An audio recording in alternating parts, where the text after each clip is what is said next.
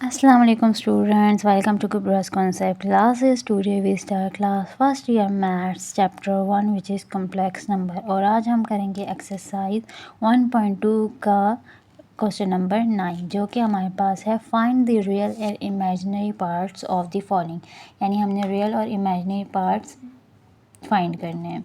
ठीक है, सबसे पहले हमारे पास पार्ट आ जाता है कि 2 + 4 आयोटा की होल पावर -1।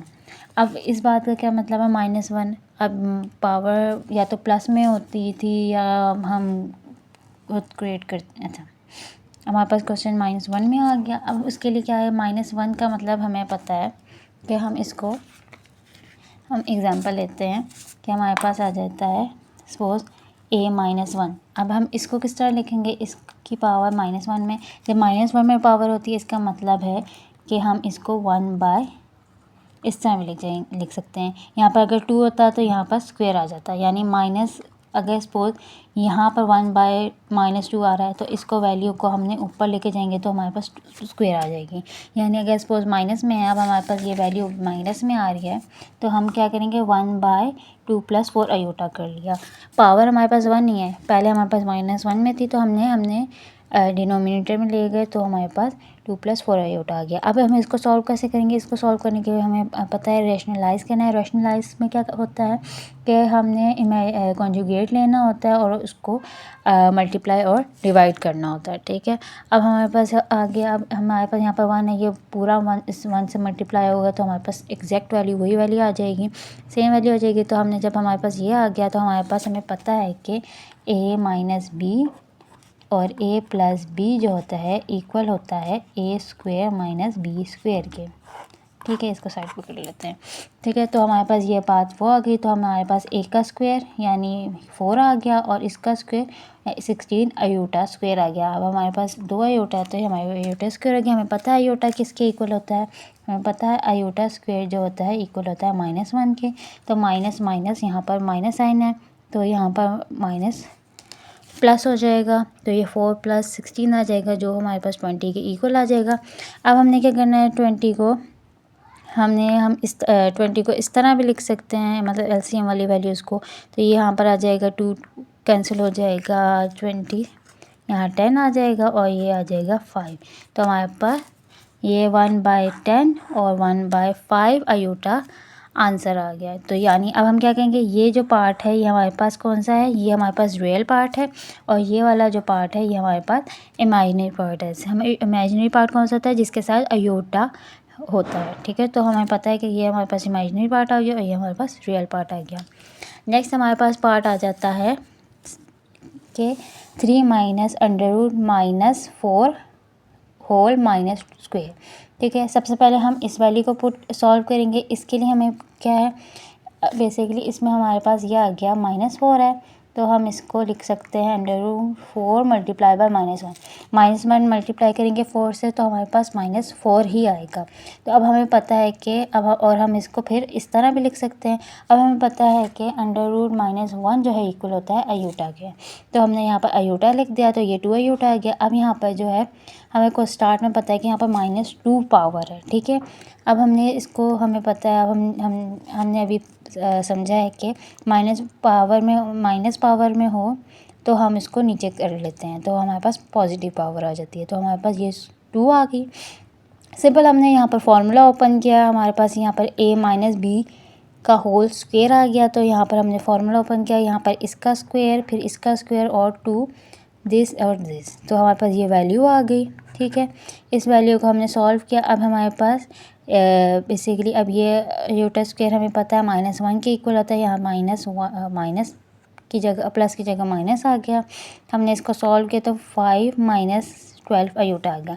अब यहाँ पर हम क्या करेंगे, यहाँ पर हमें पता है अब हम आयोटा जब डिनोमिनेटर में आता है तो हम क्या करते हैं, हम कॉन्जुगेट लेते हैं और उसका और मल्टीप्लाई और डिवाइड करते हैं, रैशनलाइज़ कर लेते हैं।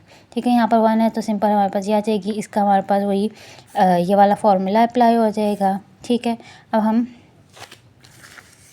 फार्मूला अप्लाई किया तो हमने सॉल्व किया तो हमारे पास ये 169 आ गया है, आयोटा स्क्वायर है यहाँ प्लस हो गया और इस तरह हमने सॉल्व किया तो हमारे पास इन एलसीएम को हम इस तरह भी लिख सकते हैं। तो हमें पता चल गया हमें क्या गिवन था, क्वेश्चन हमें क्या गिवन था कि रियल और इमेजिनरी पार्ट अलग करना है। तो ये हमारे पास रियल पार्ट आ गया और ये हमारे पास इमेजिनरी पार्ट आ गया। ठीक है, तो यहाँ पर हमारा क्वेश्चन कंप्लीट होता है। नेक्स्ट हमारे पास पार्ट आ जाता है पार्ट नंबर 3, जो कि हमारे पास आ रहा है 7 + 2 iota divided by 3 minus iota, इनकी होल पावर जो है -1 आ गई। अब इसका क्या मतलब है, बेसिकली अगर देखा जाए यहाँ पर देखें, हमारे पास बेसिकली कहेंगे a/b -1। अब हम इसको b/a भी लिख सकते हैं। ठीक है, हम सिंपल हमने क्या किया, यानी कि माइनस पावर a के ऊपर थी और इसके ऊपर भी थी। जब हमने एक्सचेंज की वैल्यूज़ तो हमारे पास b/a आ गया। तो सिंपल हमारे पास यहाँ पर हमारे पास ये नीचे था तो हम ऊपर कर देंगे और ये ऊपर था तो हम नीचे कर दिया। अब हमने क्या करना है, रैशनलाइज करना है। हमने डिनोमिनेटर वाली वैल्यूज़ को का कॉन्जुगेट लेना है, देन उसको मल्टीप्लाई और डिवाइड करना है। यहाँ पर मल्टीप्लाई और डिवाइड किया, यहाँ पर हमने डायरेक्ट किया 3 को इस पूरी वैल्यू से मल्टीप्लाई करना है, माइनस अयोटा को इस पूरी वैल्यू से मल्टीप्लाई करना है। तो यहाँ पर 3 7 ज़ा 21, 3 -2 अयोटा 6 अयोटा, यहाँ माइनस अयोटा मल्टीप्लाई बाय 7 और यहाँ minus iota minus minus plus हो गया और 2 अयोटा स्क्वायर आ गया। यहाँ पर हमने डायरेक्ट किया, डायरेक्ट किस तरह किया, ये वैल्यू है ये हमारे पास माइनस हो गई, अयोटा स्क्वायर हमें पता है माइनस होता है, तो ये -2 होगी और -2 को हम प्लस करेंगे 21 से तो यहाँ 19 आ गया और इसको वैल्यू को किया तो 13 अयोटा आ गया। यहाँ पर हमें ये पता है अयोटा स्क्वायर हमारे पास प्लस हो गया एंड देन हमारे पास नीचे एलसीएम आ गया 53, तो 19 - 13 अयोटा। अब हमने एलसीएम को हम इस तरह लिख सकते हैं। अब हमें जो हमें गिवन था क्वेश्चन में कि हमने रियल और इमेजिनरी पार्ट करना है, तो हमारे पास ये रियल पार्ट आ गया और ये इमेजिनरी पार्ट आ गया। तो यहाँ पर हमारा क्वेश्चन नंबर 9 का पार्ट 3 यहाँ कंप्लीट होता है। नेक्स्ट हमारे पास पार्ट 4 आ जाता है, जो कि हमारे पास है 4 + 2 अयोटा 2 + 5 अयोटा होल पावर -2। अब हमें लास्ट टाइम जिस तरह किया था तो हमने इस -2 इसके ऊपर भी है इसके ऊपर भी है, तो हमने जब पॉजिटिव में करना है ये ऊपर आ जाएगा तो ये ऊपर आ जाएगा और ये नीचे आ जाएगा, तो हमारे पास इस तरह वैल्यू होगी।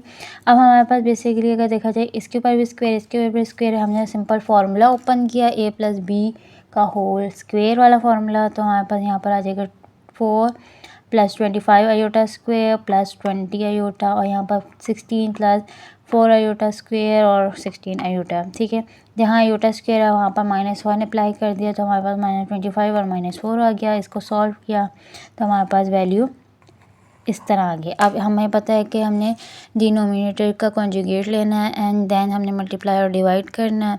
हमने यहाँ पर डायरेक्ट पहले हमने इस -21 को इस वैल्यू के साथ मल्टीप्लाई करना है और 20 अयोटा को देन इस पूरी वैल्यू के साथ मल्टीप्लाई करना है। हमने सॉल्व किया तो हमारे पास ये वैल्यू होगी और यहाँ पर -320 अयोटा स्क्वायर है तो यहाँ पर हमारे पास माइनस माइनस प्लस हो गया। ठीक है, यहाँ पर हमने अयोटा वाली वैल्यू को सॉल्व किया, देन हमने अब सिंपल इमेजिनरी और रियल को अलग करना है। रियल पार्ट को सॉल्व किया तो हमारे पास 68 + 5 76 आ गया। नीचे को सॉल्व किया तो हमारे पास 400 आ गया। नीचे सॉल्व करना है इतना मुश्किल नहीं है, वो आप इजीली सॉल्व कर लेंगे। तो देन हमने इसको एलसीएम के उसमें लिखा तो हमारे पास एलसीएम हमने हटाया तो मतलब एलसीएम आ जाता है ना, तो हम अगर इसको करें तो एलसीएम आ जाएगा, तो हमारे पास हम इसको इस तरह भी लिख सकते हैं। ठीक है, हमने इसको आगे फर्दर सॉल्व हो रहा होता है, आप फर्दर सॉल्व करें, आप कैलकुलेटर में देख लीजिएगा कि कहीं ये आगे सॉल्व हो सकता है तो कर लें, वरना यहाँ पर भी क्वेश्चन कंप्लीट हो सकता है। तो यहाँ पर हम आगे सॉल्व हो रहा था तो हमने आगे सॉल्व किया तो ये हमारे पास आंसर आ गया 17/100 + 36/25 अयोटा।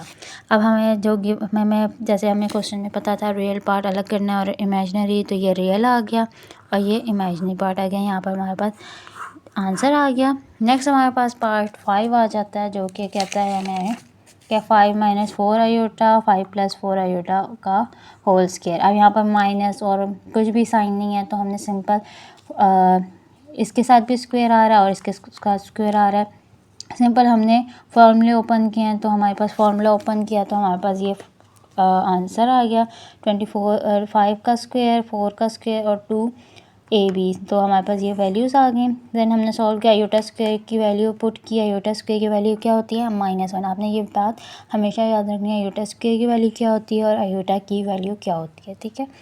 तो नेक्स्ट हमने सॉल्व करने के बाद हमारे पास ये वैल्यू आ गई। अब हमारे पास इस फॉर्म में आ गया, तो अब हमने क्या करना है, हमने डिनोमिनेटर का कॉन्जुगेट लेना है और कॉन्जुगेट लेने के बाद मल्टीप्लाई और डिवाइड करना है। इसको मल्टीप्लाई किया, इसका स्क्वायर आ गया, तो हमने ये स्क्वायर अगर देखें ये भी सेम वैल्यू ये भी है, तो हम इसको 9/4t आयोटा का स्क्वायर भी लिख सकते हैं, ठीक है।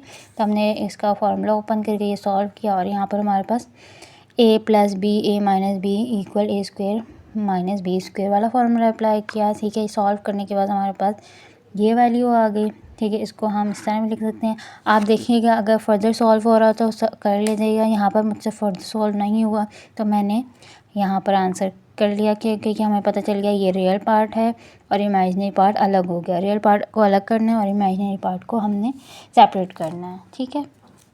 नेक्स्ट हमारे पास पार्ट नंबर 6 आ जाता है, ठीक है। यहाँ पर करेंगे। नेक्स्ट हमारे पास पार्ट नंबर 6 आ गया, जो कि हमारे पास 3 - 7 आयोटा डिवाइडेड बाई 2 + 5 आयोटा। यहाँ पर सिंपल है, हमने रैशनलाइज़ करना है। रैशनलाइज़ करने के लिए हमने अभी पिछले क्वेश्चन में किया, तो हमें पता है कि डिनोमिनेटर का हमने कॉन्जुगेट लेना है। कॉन्जुगेट लेने के बाद हमने उसको मल्टीप्लाई और डिवाइड करना है, ठीक है। फिर हमने सॉल्व किया, तो हमारे पास 3 को पूरी वैल्यू से मल्टीप्लाई किया और 7 को फिर इस पूरी वैल्यू से मल्टीप्लाई किया, तो हमारे पास ये वैल्यू आ गई। आयोटा स्क्वायर की वैल्यू हमने पुट करनी है -1, तो यहाँ देखिए हमारे पास -35 आ गया। हमने फिर रियल वैल्यू को अलग करना है, इमेजिनरी पार्ट को अलग करना है, तो हमारे पास क्या आ रहा है, इसको करें, यहाँ पर 6 - 35 करेंगे तो -29 आ जाएगा और इसके साथ करेंगे तो -29 आ जाएगा, ठीक है। अब हमने नीचे वाला सॉल्व किया था तो 29 आ गया। अब यहाँ देखें ये हमारे पास कॉमन आ रहा है, तो हमने कॉमन ले लिया 29 को। अब हमने 29 यहाँ पर 29 से कैंसिल हो रहा है, तो हमारे पास पीछे क्या बचा, -1 और माइनस आयोटा। अब -1 हमारे पास आ गया रियल पार्ट और यहाँ पर माइनस आयोटा हमारे पास इमेजिनरी पार्ट आ गया।